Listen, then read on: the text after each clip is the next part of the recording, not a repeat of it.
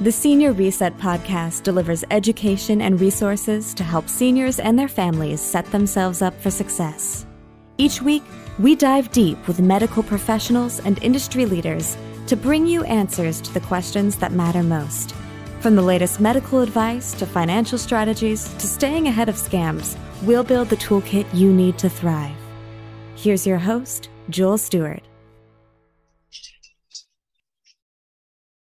Hey, everybody, and welcome to the Senior Reset Podcast. We are talking resources, education, solutions, entertainment, and training for the senior community and their family. We have a great lineup today, specifically concerning our veterans. I have with us Theresa Miller and Nila Cones, and they're going to talk with us a little bit about service and support out there for veterans through the VA. They are involved with a nonprofit called the Journey Home that helps find places for homeless vets to live, helps give them transitional housing and a whole bunch of other stuff. I also have my co-host with me here, Nicole Farmer, and we are going to jump right into this and let them tell you a little bit more about what they do, and then we're going to dig into different services that veterans can tap into when working with the VA. And I know the VA, for a lot of us vets, I'm a veteran. It's almost like a swear word. Nobody wants to work with the VA, but if you are brave enough, or if you have the assistance of an awesome group like the Journey Home, you can get through the VA bureaucracy and get some incredible help to improve your quality of life. So how's Theresa? How are you doing today? I'm doing great. Thanks for having me on. Hope everybody out there is doing pretty good too. Yeah. So can you start just by telling us a little more about the Journey Home and what you guys do? Sure. The Journey Home started in 2014. So we've been there for about 9 years. I have been with them since 2015, going in and actually working for the Journey Home since 2016. As a caseworker, we have three components to to the Journey Home. And one is the transitional facility where we bring individuals in, male homeless veterans in for about 3 to 6 months, working on housing, working on employment, if they need assisted living, if they need a senior home, not quite assisted living per take, but but a senior living where they get a little bit of help. Up to a nursing home if need be, depending on the veteran. Then we have our outreach. So one of the things that people don't realize is that homeless veterans are hard to find, especially in rural areas. And since we're in a rural area, we tend to go out and seek them out, try to bring them in, give them assistance if that's what they choose. We also work with at-risk of being homeless, and that pertains to anything across the board. Whatever that veteran needs, we're going to help them with that the best that we can. We do a lot of transportation to appointments, medical appointments, and helping them with advocacy, understanding their resources and things like that. And then, of course, we have the thrift store, which is just a small store where what a thrift store is. You can go shop, and then that money comes back to the veterans. And we help them with birth certificates, gas cards, little things like that when we're able to. So when the funding is right there. So that's what we do at the Journey Home. And we've been successful with it. Nila has been a big part of it too. So awesome. You want to introduce yourself, Nila? Hi, I'm Nila Cones. I'm the caseworker at the Journey Home. I've been with the Journey Home just a little over 5 years. Love it. Can be challenging at times, but what can't be. I just enjoy being able to do everything that I can to help these gentlemen get back on their feet into housing and just be successful with their housing and employment, and their medical. Theresa, when it comes to homeless veterans, you said that can be hard to find, but that's not because there's not a lot of them. That they're hard to find No, because they could be anywhere. they Can you could talk be a little bit anywhere. about the homeless issues that we have in the veteran community? Sure. I can't give you statistics because the numbers are too high and I can't quite remember them. And they're not, the statistics that we have is based on what they call a pit count. So once a year we go out and we count the homeless. Well, if you're a veteran, and not just a veteran, but some homeless don't want to be found, especially in rural areas. So we have to really seek them out, and bring them in if that's what they choose. We don't go out and drag them in. Don't get me wrong. We're not going to do that. I'm not going to grab them by the ear. But if they want to come in, we will find them. We do a lot of events. We'll join in on the stand downs. We do events around our community. A lot of our community partners, if they see a homeless individual who may appear to be a veteran, they'll even stop and ask, and they will refer them to us. So homeless veterans, there is quite a few out there. And the problem, as I said, is that they're very hard to find. And it's almost to the point where you think you get as many as you can, and then you realize that you haven't even touched on it yet. There's just so many. And that's one of our goals. Our mission is to end veteran homelessness. That's our mission.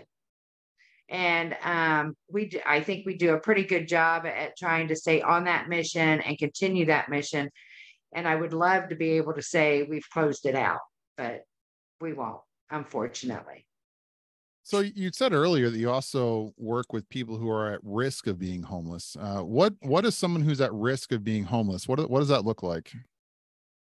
Just about anything. If you have a veteran that's struggling to get to their doctor's appointments, and they're not healthy at all, they could become homeless. I mean, if they're paying out the yin for their medication, as we know, medication is costly, and the closest doctor to them don't take VA, and the VA, they haven't connected with the VA for them to pay for it, then you're looking at medicine over home, which we know.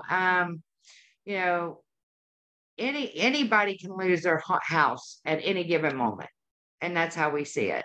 Anybody. So getting them to their appointments, connecting them with resources that they didn't know existed or they thought that they couldn't get. That's what we do. And we say at risk because, like I said, you could wake up one day and your house be gone. Everybody's at risk of losing their housing. So what area do you guys operate out of? So we are based in Winchester, Indiana. So it's a very rural community. We also are in Collier County in Florida, and they do our outreach down there as well. We don't have a facility, but they are working hard and with the veterans there in Collier County. And we're trying to expand into Richmond, another facility into Richmond. And so right now, Indiana, Florida, we'd love to expand anywhere and everywhere because, well, we want to get those veterans off the streets and into housing and give them a purpose. And, that the suicide rate for veterans is 17 to 22 a day, which is 17 to 22 too many. And now they're looking at it even being doubled because they're wondering if the overdoses and the accidental deaths aren't suicide as well. So you're looking at maybe up to 44 a day instead, which is extremely sad. It's just mind-boggling, it's a huge number. And so if we can bring these guys in, give them purpose, help them find work, help them find a house, give them the resources that they need, that's one less person that's in that statistic. Yeah, and I'm really I passionate imagine about that. Yeah. we haven't really talked about it yet in this podcast, but the suicide situation in the veteran community is absolutely terrible. And I can understand with the pills too, because the military does like to oversubscribe a lot of different things to try to help the soldiers get through their day to day. So I'd like to kind of drill down a little bit and start with the homeless veterans. So can you walk me through, and this is for people that might be listening to this. If you know people that are veterans or interact with people who are veterans that are homeless or at risk, I really want to flesh this out so that you understand what resources might be out there through the VA. Can you walk me through your process and other nonprofits? I mean, the Journey Home is doing a great job, and the more places they're in, it sounds like the better for sure. But there are some other nonprofits, if there's areas that they're not in yet, that might be able to help with some of this stuff. So can you just walk me through, you find someone who's a homeless veteran, what can the VA help provide for that veteran that you assist and facilitate with? Okay, so, and I want everyone to know that we're based in Winchester, but we don't care where you come from. If you pick up a phone and call us, we're going to try to connect you. We don't care if it's California, if it's Kentucky, Connecticut, anywhere. We're going to try to find those resources for you. If you're in Indiana, it's a little bit easier if you're homeless to get you to us. But so one of the things is, one, you have to be VA eligible, which we all know that you either have to have a service connect. You can't be over income, which blows my mind.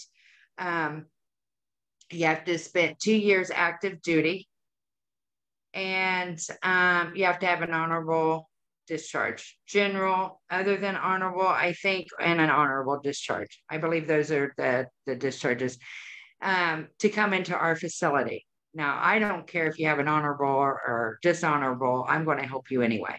Okay. And so is Nila. So if you're homeless, the first thing I'm going to ask you to do is, have you gotten a hold of the homeless team at the VA?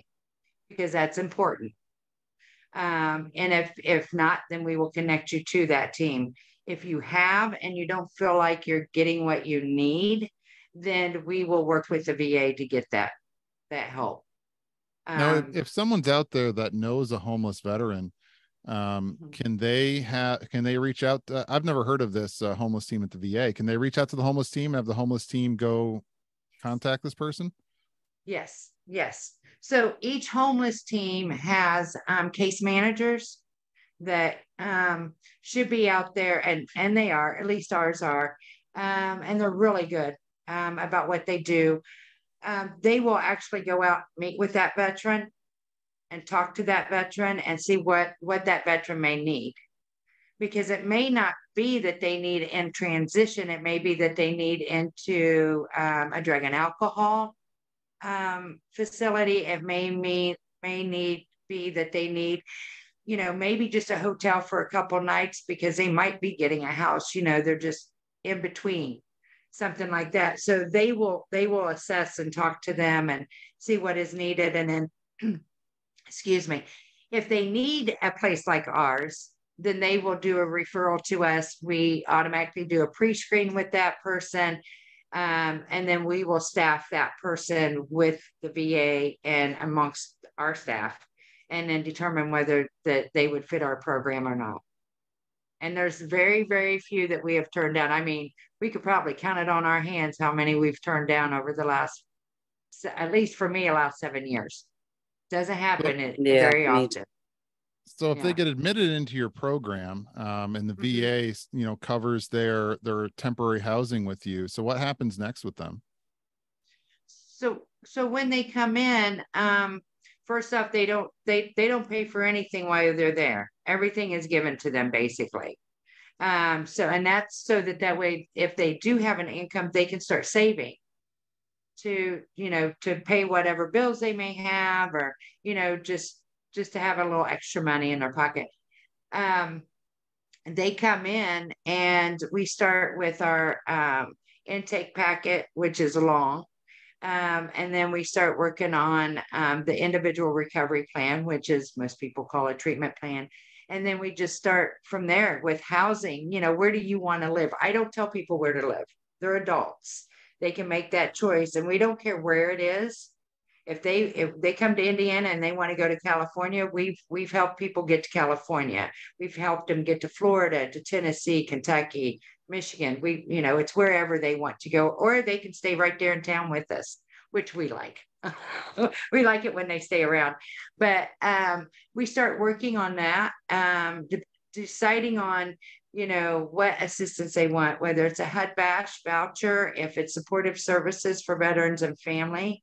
If their income is within that guideline. If not, then we start looking at how they can save in order to make their first month's rent, and then start, one of my other coworkers, one of my staff, he actually does budgeting groups and so forth to help them understand the money, and stuff like that.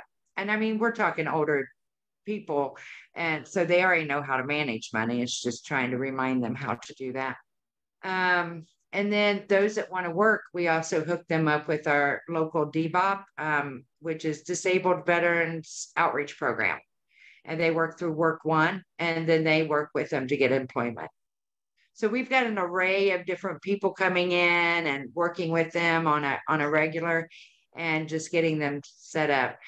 I will say that our facility has hired, I can't hire anymore, but I have hired, most of my staff are previous homeless veterans that's been in the facility. Oh, I love that. Yeah. And it gives them a purpose, and it keeps them going. And like I said, it keeps them around because we love our guys.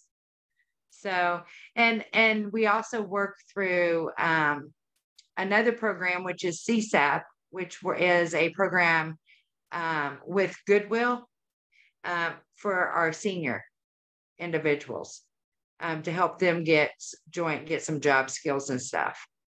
So what happens if it's like a family? If there's a family that's dealing with homelessness?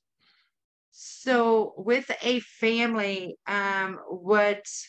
what we normally do, and that's a good question because it's not very often we get that.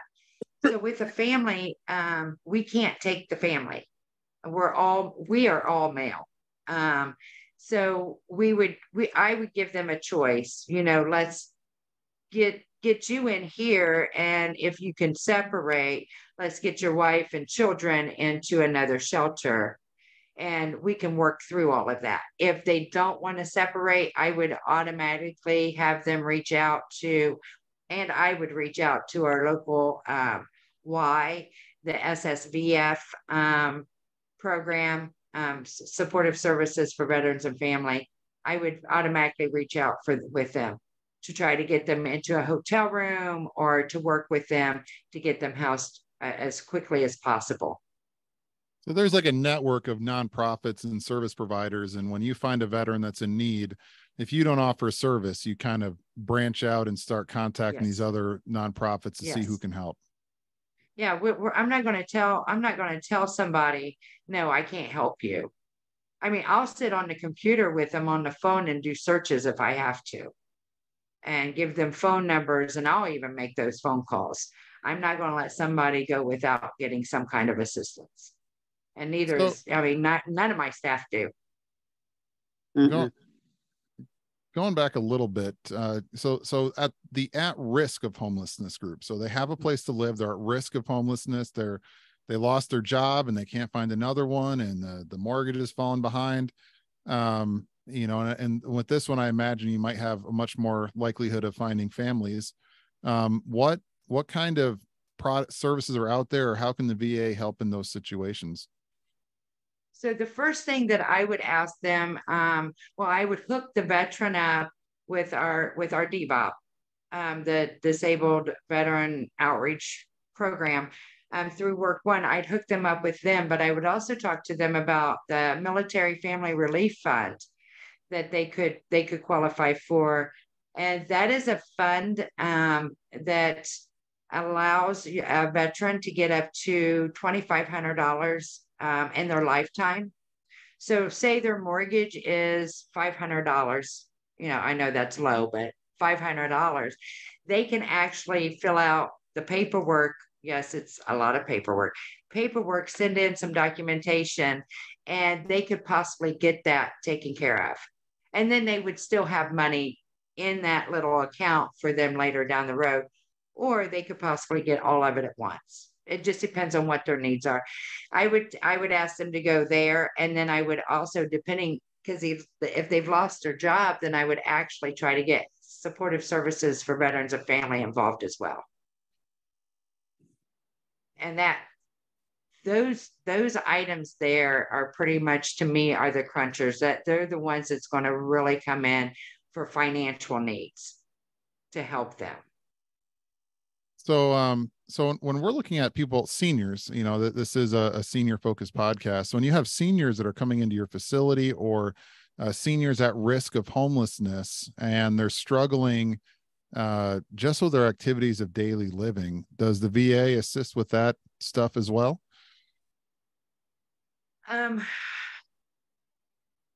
That, I can't really, I really am not sure, to be honest with you, on that, because most of our seniors are in the house, and those outside of the house, they're pretty set. But I would automatically try to set them up with like a senior center to get them more active and getting out. If they have a person living with them, trying to get them into some care, giving that person some caregiving rights, which the VA does. I do believe that there's a program through the VA that assists with that. So then that way, it makes it a little bit easier. But as far as getting them out within activities and so forth, I would try to find some senior, easygoing stuff, depending on the senior, because some seniors, they're just robust. But the ones that need more assistance, I would find different activities within that community for them. And then, if we've got the transportation and they're real close, it may be something that we can even take them to. Nicole, what does Signal Health Group do with seniors that are veterans that need help with activities of daily living? Well, we will work if they already have their veterans benefits, like if they already have benefits in place, then we reach out to their case managers, and then case managers will do kind of what you guys would probably do too. They have to put in a referral request. The VA has recently changed their process of how that works. It's a 2-step process to make sure that the person needs the home care services.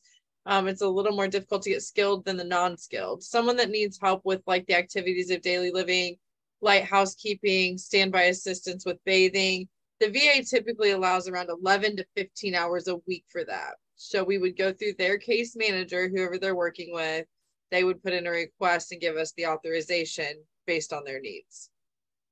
Okay, and I'm sorry, I was misunderstood what you were asking, Joel. I'm sorry. Oh, it's fine. I'm just trying to flush out all the stuff the VA can do for our veterans that they might not know about. Now, when I come across people in the community that do not already have their benefits signed up or are not even sure, but I know they're veterans, I don't always know where to start until I knew about the journey home, like where to refer them, because the case managers that I have contacts with are great at getting them set up with what they need with services once the benefits are in place. So that's the major hurdle, is having someone that will walk through that process with them that's familiar with the system. I'm familiar on the end of, we provide those services and have for the last 10 years once they're approved for benefits. But when I run into vets that don't have that yet or don't even know they're out there, it's good to have a service like this to refer them to. So when that comes up, the first thing we're gonna ask is what benefits do you have? And then we're going to start going from there, talking to them about whether they have made claims, for their service, their veteran service claims for disability or pension and those types of things. And then trying to get them hooked up with their local VSO, veteran service officer, because that's where the claims are set up. So if we have a young man who needs to go into a senior center, and not quite have the money to do that, we're going to start looking at the aides and attendants, depending on when he served. And we're going to hook him up with the VSO to obtain that. Same with the VA pension or any kind of service-connected disabilities. That your magic man in that or woman is your VSO, your veteran service officer. And we would even call the veteran service officer and say, hey, I've got a young person here. I always call my people young. I've got a young person here who is needing some assistance, can you reach out to them? I gave them your number, but, and then this way they can make that connection and start working on that. And then any other benefits that they can get along the way. What do you think is the most important benefit that a veteran might have that's facing difficulties, whether it's old age or possible homelessness? What benefit from the VA do you think they're eligible for that they probably don't know about? Might be a tough question, but that is a tough question. Because I mean, almost everything we've talked about is news to me today. So yeah. Actually, I don't know if Nila agree with me on this, but Nila, don't you think that it's the Military Family Relief Fund that veterans don't necessarily know about, that they're all qualified for? That and the aides and attendants, sometimes those guys don't know that they're like, what is that? And then you kind of break it down for them. They're like, oh, wow. I mean, that would be very helpful, because we've had a couple that ended up having to go into like a nursing home, and they only made like a little over $1,000 a month, and we all know nursing, assisted living, the cost for that is a whole lot more than what they can afford. And it takes about 2 to 3 months, honestly, once they apply for aides and attendants, for it to actually be processed. So, if they can hang long enough, or if they have the funds or a family member, sometimes they like to try to talk them into like getting kind of a loan. And then once the aides and attendants kicks in, they'll get the money from the time that they came in, that they could pay that loan off and be out it. I don't recommend that to any of the guys. I mean, the one guy I'm referring to, his mother had passed away, so he was fortunate enough to have some money to be able to help take care of that pay until aides and attendants kicked in. So, but I think as far as their insurance, that's another thing, being, going in and getting VA eligible, to be able to receive medical care through the VA is something that a lot of them, they don't know that, that they're entitled to that, so. Hey, Theresa, do you run into a lot of veterans that are eligible at the VA but aren't set up with them? Or do Yes, most veterans that are eligible, do they already know? No, we've ran into quite a few over the years, and we've gotten them eligible because in order to come into our facility, they have to be VA eligible. So we will run that. We will run their names and all that good stuff in order to get that taken care of. One of the things that we have found with the veterans in the community is, the horror stories that the VA had a few years back. And I say just a few, well, but they're pretty bad horror stories. So. Yeah. They don't trust them. They don't want to be involved with the VA. So, we try to take our time with them and let them know, I mean, we're going to walk with you through this and try to get you to trust the VA. And we will even say, hey, I've heard about this doctor. Some of our guys have had this doctor and they're fantastic. Try to build that trust up with them so that they have a better experience than what they've been told in the past. So they just don't think that they're eligible. Some of the guys think, they're not eligible. So if you are a veteran that's struggling, or if you know a veteran that's struggling, if they aren't set up with the VA currently, they could be eligible. It might be something worth looking into. Just a matter. 8214. That's all you need. Say that again, Nila. It's just filling out that 10. Is it the 1010 easy? Yeah. That gets them basically gets their eligibility starting to where they can receive medical care through the VA.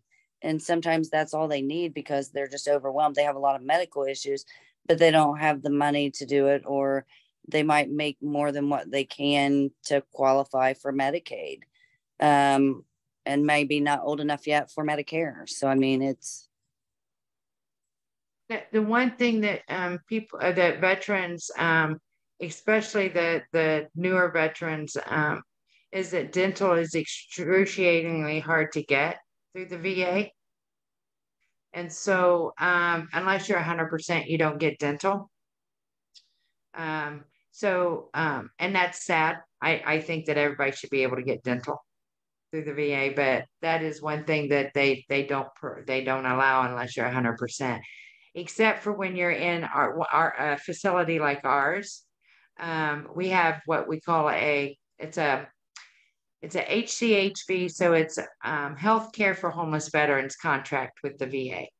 And with that, as long as they're there for 60 days, they get a treatment plan that will last a year for dental.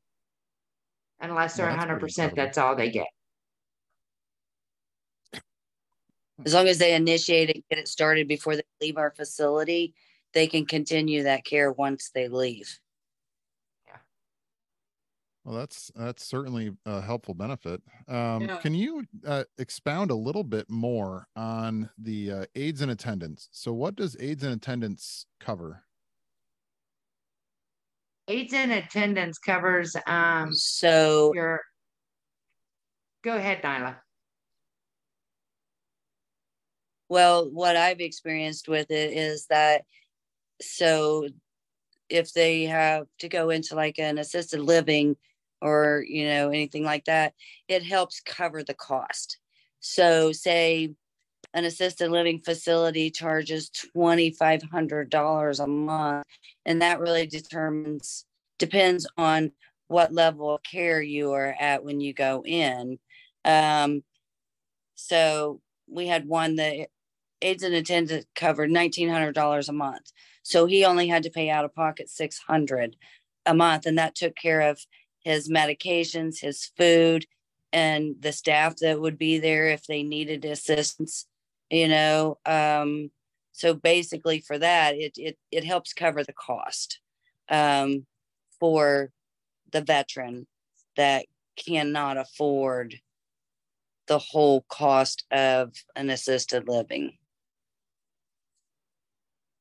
So on the paperwork front, so Theresa, we were chatting just for a few minutes before we jumped live here. I was saying that you guys are pretty much heroes because as far as like advocacy with the VA goes, because it's one thing to know the VA can do something. It's another thing to get the VA to do something. The horror stories you talked about from a few years ago are really bad, but there's more horror stories, maybe not quite that bad, that are being made every day. And it's because for a lot of different reasons. I don't think I want to try to go into all that here, but long story short is a lot of veterans would rather gouge out an eye than look at a VA facility. But the ones that really need these services really need them. And can you just talk a little bit about what a nonprofit like yours does to help veterans navigate the VA system and get the help that they need?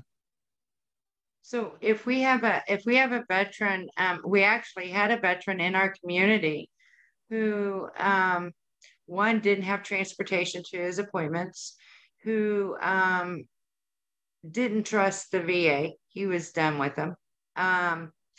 And he was just finding out at the time that he was diagnosed with cancer. So we took him to an appointment at a local hospital, and he was not happy with that hospital. And of course, he's not going to talk to the VA. He's already had it with the VA. And so I called the VA. We talked. I did some advocacy for him.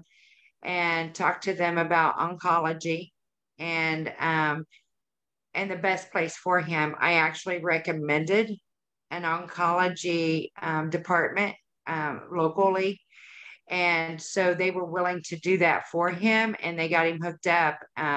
Unfortunately, his cancer was a lot worse than what we ever expected, and he has since passed. But he done very well. He actually outlived his expectation of what they gave him.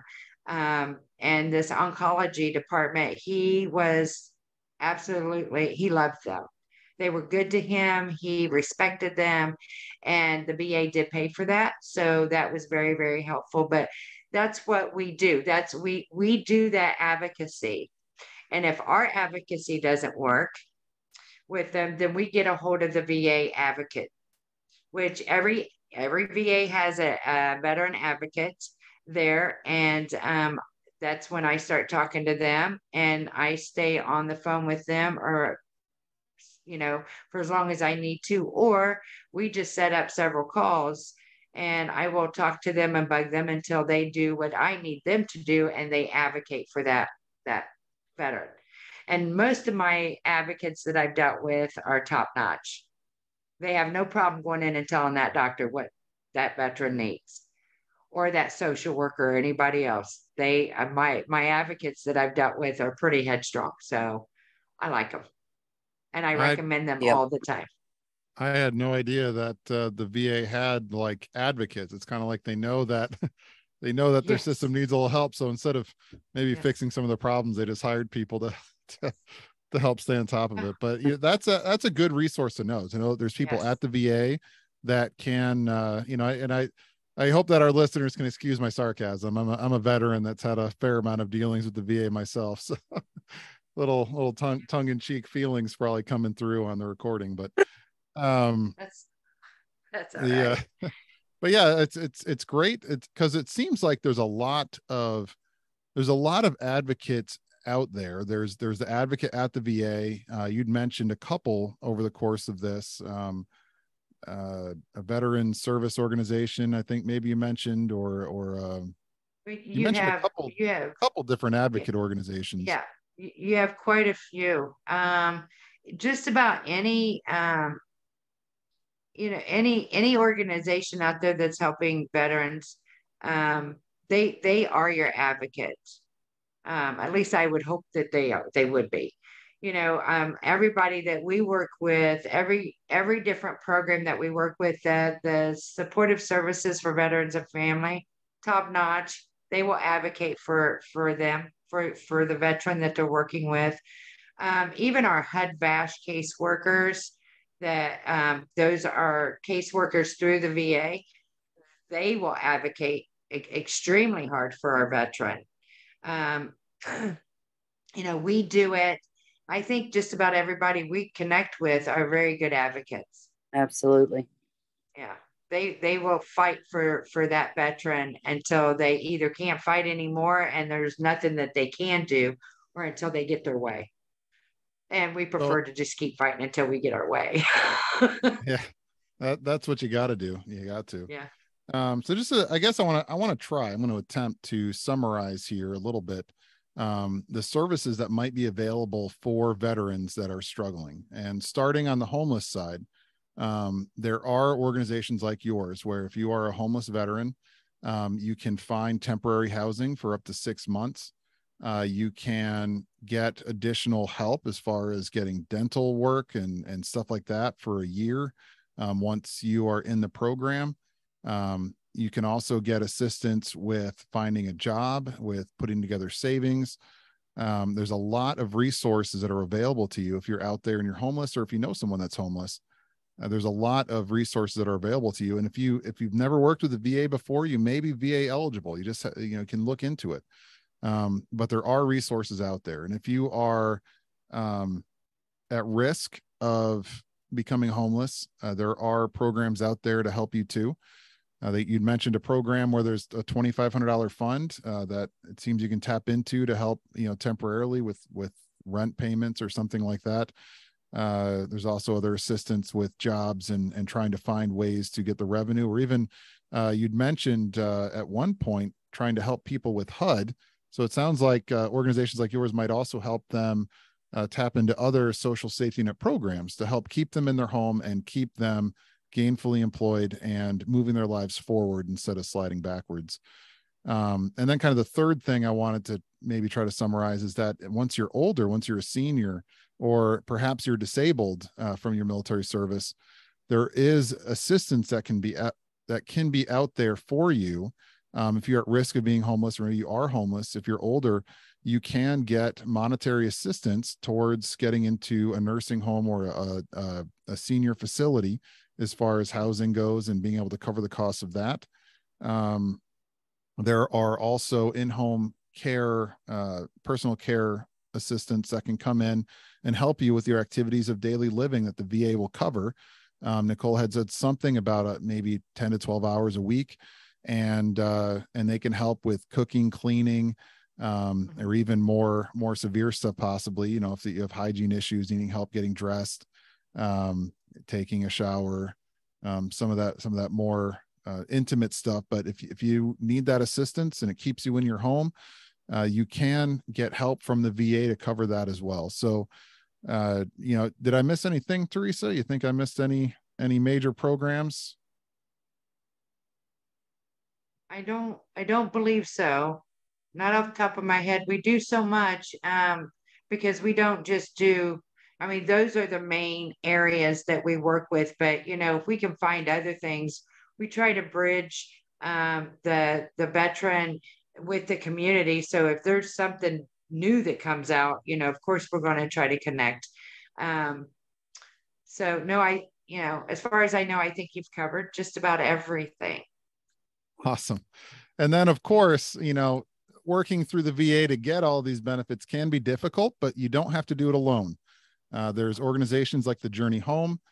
You've got, there's apparently an advocate at the VA that can help you. And there's other veteran service organizations that can help you navigate the paperwork and help get you in contact with the people that you need to be in contact to get them. So it can be a little bit of work, but it can also be a big payoff in terms of either improving your quality of life if you need caregiving, or moving your life forward if you are at risk of homelessness or currently homeless. So I think that, you know, even if it is a bit of work, it sounds to me like if you're in those situations that it can be well worth it, and you're not alone. There are people out there to help. Yes. And we're, you know, I like to think that we are the only facility out there like us, but there are other facilities. They're not as good as us. Well, there's obviously no other facilities out there like that are like yours, but there are some that are like trying to make bad copies. You know, it's similar. And so, I mean, you know, I don't know how far this reaches, but you know, whether it's our facility or, you know, if you're in New York or, you know, Kentucky, and you don't want to come up this far to Indiana, you know, seek those out. And you know, if you've never been in them, just try them. You know, the grant and per diem shelters and the healthcare for homeless veteran shelters, they're not your typical shelters. So seek those out and make sure that you know, you take advantage of every opportunity that is given to you. Veterans are given a lot of resources, but they're not told about those resources. So yeah, that's the hardest thing. And it's always talking to somebody else. And but the resources are out there, and that's where I'm hoping we raise some awareness today. So Theresa, if somebody wanted to get a hold of you guys, the Journey Home, either, you know, for assistance, or perhaps if they wanted to donate, because you are a nonprofit doing good work, how can they reach you? They can give us a call at 765-595-8297. They can go to our website, and I believe it's www.journeyhomevets.org, or they can hit us up on Facebook. All righty. Well, thank you for coming by. I think this has been a very enlightening conversation, and there's maybe some people out there that really need to hear it. Yeah, thank you very much. It was very good information. Thank you for inviting Hey, not me. a problem. Thank you. Yeah, thank you for having us. I appreciate it. And, you know, the more awareness we send out there, you know, maybe that's a little less veteran counts that are homeless, you know. I want to get It's them. good for them to know that someone's out there to help them navigate through the process. It really is. Yeah. Yeah. For sure. And I mean, like I said, I don't care where you're from. I don't care where you're sitting. If you need help, we'll sit there and Google. We'll sit there on the phone with you and Google and do some searches and many times. yeah, and do whatever we can to help. It's not for me and Nila. It's not a job. It's kind of our passion, and that's what we do for, you know. That's if we don't do that, then I don't even know. You know, I don't know why I'm here. Yeah. All right. Well, We thank you, appreciate everybody. Thank you. Have a good day. You've been listening to the Senior Reset Podcast. If you found today's episode helpful, please consider sharing with the seniors in your life so they too can live stronger, healthier, and more connected lives. Find all our episodes or submit your questions at signalhg.com/podcast. This podcast is intended for informational use and not as a replacement for medical diagnosis or care. Always consult your doctor if you have a medical issue.